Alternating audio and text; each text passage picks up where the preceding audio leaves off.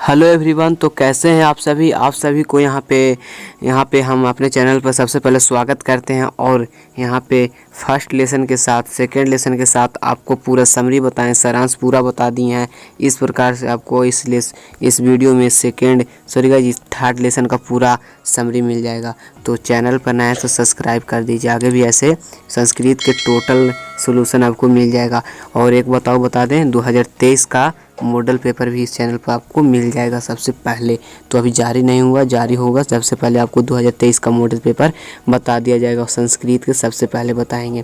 तो यहाँ पे फर्स्ट लेसन को बता दिए थे, इस नहीं पढ़े हैं तो लिंक डिस्क्रिप्शन में है, जाइए और वहाँ पे आप लेसन 1 को पूरा पढ़ सकते हैं। लेसन 2 का भी लिंक डिस्क्रिप्शन में मिलेगा और कमेंट बॉक्स में भी मिल जाएगा। और तृतीय लेसन को आज हम क्लियर करने वाले हैं। नहीं पढ़े हैं 2 लेसन तो पढ़ लीजिए। तो यहाँ पे तृतीय लेसन क्या है, तो पर्यावरण संरचना। तो इसमें सबसे पहले पर्यावरण के बारे में ऊपर बता देते हैं। तो पर्यावरण के बारे में बताया गया है और इसका PDF लेना चाहते हैं तो लिंक डिस्क्रिप्शन में है, जाकर और फिर यहाँ पे टेलीग्राम पे ज्वाइन हो जाइए और व्हाट्सएप ग्रुप में भी ज्वाइन हो जाइए।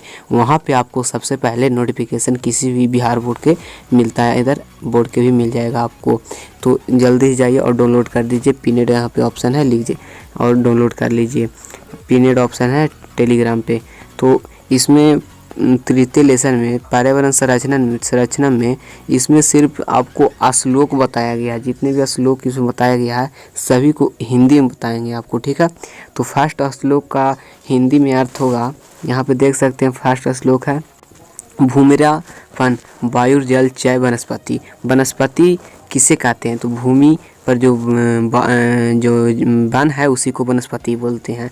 जगदारूप तात्पर्य हिंदी में इसका हुआ कि पृथ्वी का आवरण क्या है, तो वायु जल वनस्पति जो संसार का आधार है उसी को क्या बोलते हैं, पर्यावरण बोलते हैं, ठीक है। उसी पर क्या है, वनस्पति है। तो पृथ्वी का आधार क्या है, वायु। सबसे पहले क्या हो जाएगा, वायु। पूछा ये क्वेश्चन, वायु जल और वनस्पति इसी को क्या बोलते हैं, पर्यावरण। क्या है, पृथ्वी का आधार है। दूसरा यहाँ पे हिंदी सरल में है तो आपको यहाँ पे दूसरा अर्थ बताते हैं। सभी प्राणियों का आधार रूप में जो पृथ्वी दृश्यमान है उसके चारों ओर घेर कर स्थित जो पदार्थ खड़ा हुआ है उसे संप्रति पर्यावरण कहा गया है। पृथ्वी के जो घेर कर खड़ा हुआ है उसे संप्रति पर्यावरण कहा गया। प्राचीन काल में सभी विश्व सभ्यताओं में भूमि और जल और वनस्पति, आग, आकाश और ये पंचभूत प्रकार के मानकर पूजा किया जाता था। ये जो 5 आप देखे, इसे आने वाले मतलब जो सभ्यता बीतने वाले सभ्यता में बहुत ज़्यादा इसे पूजा किया जाता था। किसका, सबसे पहले भूमि, जल, वायु, अग्नि, आकाश। ये पंचभूति से पंचभूति भी बोला जाता है, ठीक है। आगे ऑब्जेक्टिव में आपको मिलेगा, इसे क्या बोला जाता है, पंचभूति बोला जाता है। फिर इसके बाद उन्होंने सभी प्राणियों के जीवन साधना रूप में पुराने लोग मानते थे, लेकिन उस समय के लोग प्राकृतिक प्रकोपों में काफ़ी भुक्तभोगी भी होते थे। घिर कर वैज्ञानिक सूक्ष्म जीवन में समृद्धि का विकास किया और धीरे धीरे जो पर्यावरण का जीवन था वो धीरे धीरे नीचे चला गया और जो वैज्ञानिक युग था वो धीरे धीरे ऊपर आ गया। तो इस श्लोक से बताया गया है कि जितने भी पहले के मनुष्य थे, पुराने लोग जितने भी मनुष्य थे वो लोग अपने सभ्यता को तो छोड़ दें, लेकिन उनके जो पूर्वज थे मतलब उनके जो आने वाले पीढ़ी थे वो लोग अपने सभ्यता को नहीं छोड़े। कहने का मतलब है कि जो 5 ये चीज़ है जो सभ्यताओं में अधिक पूजा किया जाता था ये अभी भी पूजा किया जाता है, हम लोग इसे नहीं छोड़े हैं। लेकिन अगर युग की बात किया जाए तो अभी वैज्ञानिक युग आ गया है जिससे पर्यावरण की काफ़ी यहाँ पे लॉस हुआ है। तीसरा में यहाँ पे हिंदी में अर्थ है वैज्ञानिक विकास की गति बहुत समय तक सहन करती हुई मनुष्य की सहायता ही चल रही है। कहने का मतलब है कि जितना अच्छा से अभी वैज्ञानिक युग चल रहा है वो बहुत सहायता कर रहा है, लेकिन तब तक संपूर्ण पर्यावरण शोभयुक्त और रमणीय और पूरा रमणीय, ये बात सही है। अगर वैज्ञानिक युग है तो पूरा ये पृथ्वी रमणीय कहने का मतलब है कि पूरा ज्ञान अर्जित करने योग्य है और प्राणियों के हितकारक रही, किंतु अति सर्वत्र वर्जित। बात सही है, अति सर्वत्र वर्जित। इस न्याय से अस्थायी मानव समूह न वृक्ष और वनस्पति को पुनः क्या किया, पुनः पुनः नष्ट करते आ गया, जो आज मानव के विपरीत हो रहा है। जो कार्य अब देख रहे हैं, बारिश का नहीं होना और पर्यावरण को सूख जाना, वृक्षों को कटाई। ये देखिए, वृक्ष की कटाई कीजिएगा तो आप जैसा पर्यावरण के साथ आप खिलवाड़ कीजिएगा, वैसा ही खिलवाड़ आपको साथ प्रकृति करेगा। तो आप जितना आप पेड़ पौधों को बचा के रखें उतना हमारे लिए बहुत अच्छा है। इसके बाद यहाँ पे दिया गया है थर्ड श्लोक में, वे ही हवा शुद्ध करते हैं। बात सही है। आकाश में बरसने वाले वेग वर्षा के ऊपर धूल कण और भूक्षरण को रोकते हैं। बात सही है। जो खराब वर्षा, जो अम्ल वर्षा होता है, उससे भी ये पेड़ पौधे रोकते हैं। किंतु आज स्वयं असमर्थ वनस्पति विनाश के मार्ग पे जा रहा है, क्योंकि खुद तो वनस्पति काट रहा है तो रोकेगा कौन। इसका फल है कि पर्यावरण सर्वत्र दूषित हो रहा है। तो यहाँ पे क्वेश्चन पूछेगा कि पर्यावरण दूषित कैसे हो रहा है, तो वृक्षों की कटाई से और फिर अन्य सभी कारणों से। और इसके बाद हिंदी में सरल आपको मिल जाएगा। यहाँ पे देख सकते हैं किंतु मनुष्य यहाँ पे क्या किया, किंतु मनुष्य निर्मित विज्ञान उपकरण, विविध मशीन, वस्त्र, अस्त्र शस्त्र, विद्युत उत्पादक कारखाना समूह संपूर्ण वायुमंडल तथा जलमंडल को प्रदूषित कर रहा है। बात सही है। सभी वायुमंडल और जलमंडल को क्या कर रहा है, मनुष्य प्रदूषित कर रहा है। किससे? ये वैज्ञानिक उपकरण बना करके, जिसके निराकार आज असंभव सा प्रतीत होता है। बात सही है। जो चीज़ संभव था वो असंभव है, जैसे वायु का अशुद्ध होना। ये कभी मतलब कोई बोल नहीं सकता था कि वायु कभी अशुद्ध भी होगा, आज ऐसा दिख रहा है। विकास रथ की परंपरा तो विकसित देशों में अधिक है, न केवल अमृत बहने वाली नदियों, प्रत्येक समुद्र भी समुद्र को प्राप्त होकर किनारे लग जाती है, जीवन को विनाश की ओर ले जा रहा है। आज कहाँ स्वच्छ जल, कहाँ निर्मल हवा, कहाँ शुद्ध अन्न और कहाँ प्राणवायु प्रदान करने वाला वृक्ष, कहाँ पेयजल, कहाँ हृदय हारिणी और उपवन। इनके बारे में सोचते हुए महानगरों में जीविका भी रहने वाले लोग जो हैं वो भी घूमने जाते हैं, तो वहाँ भी घूमने की इच्छा नहीं करता है, क्योंकि महानगर में भी प्रदूषण फैल रहा है। यह एक अन्यायपूर्वक परंपरा है जो मनुष्य को रोकना चाहिए, लेकिन मनुष्य कब तक इसे रोकेगा? क्योंकि कोई मनुष्य इसे रोक भी रहा है, परंतु कोई मनुष्य इसे नहीं भी रोक रहा है, तो इसमें मनुष्यों की गलती मानी जाएगी, लेकिन सभी मनुष्य जब कदम उठाएंगे तो नहीं होगा। सरल है।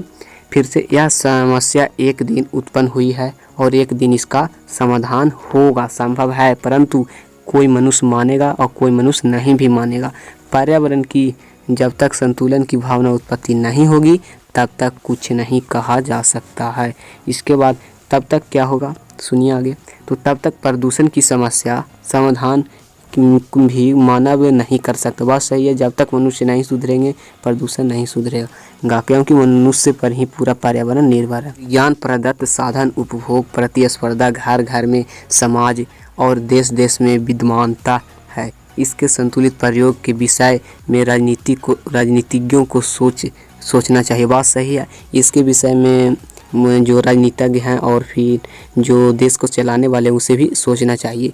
जनसंख्या भी नियंत्रण करना सर्वाधिक आवश्यक है। इसमें भी आपको अधिक कदम उठाना है जनसंख्या नियंत्रण करने में, तो जिससे हमारी पृथ्वी अत्यधिक क्या लिखा हुआ है, भाराक्रांता नहीं हो। प्राकृतिक संसाधन का उपयोग समयपूर्वक करके उनका संरक्षण करना होगा। वनों का सदा ही संरक्षण करना होगा।